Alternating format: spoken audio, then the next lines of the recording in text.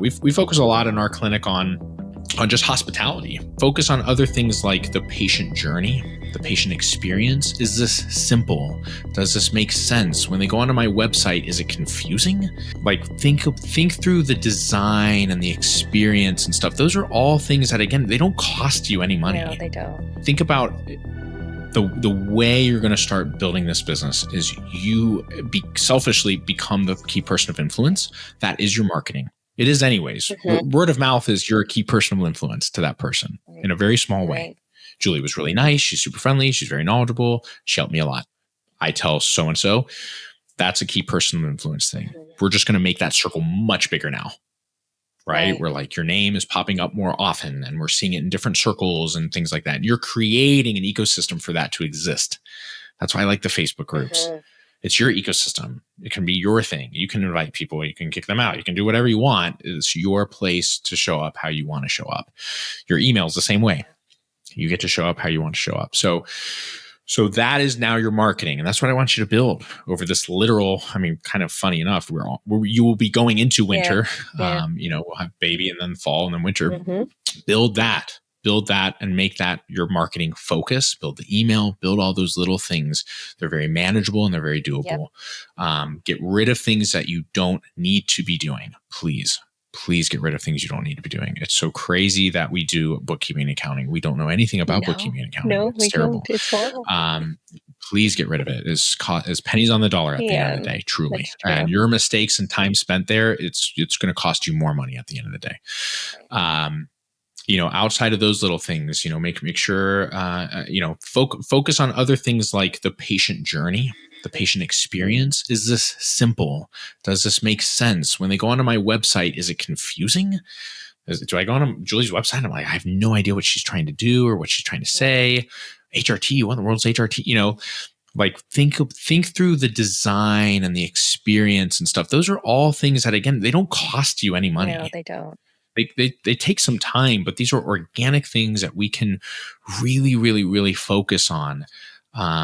And again, to use like an example, like Steve Jobs was like a psycho about that stuff at Apple. Like that was his whole universe, was like, how do I make this so simple and so clean that when a child picks up an iPhone, it's just like inherent to them that they press this and it does that, and they swipe and it swipes right or left. Like those are things like a lot of us, we probably would have like, I'm going to make a keypad or something. And he got rid of that. So we want to think about the patient journey in the same way. Where is it along this patient journey that it's kind of sucks and it's uncomfortable and the patients, complain about it, or I don't like it. Can I get rid of that? Or can I make this more enjoyable? That's such a huge point. We focus a lot. Absolutely. Yeah. We focus a lot in our clinic on just hospitality. Right? Like that's a big thing, what we're talking about at the conference soon here. Just how do I make this a really enjoyable experience from the get-go? What can I do to help patients feel more comfortable and confident right away?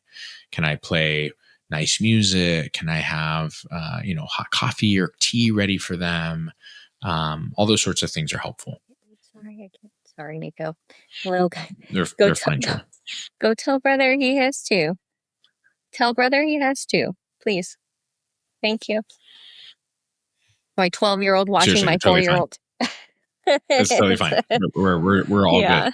So no, those are all amazing points. And I do feel like I may have some sort of when I started early on, I feel like my forms and stuff I sent out to my patients may be a little on the heavier side. And I know I needed to be working on that. So it's definitely something I need to focus on. I've been having great calls, like discovery calls with patients. And then, they're gung-ho and they're like ready to go.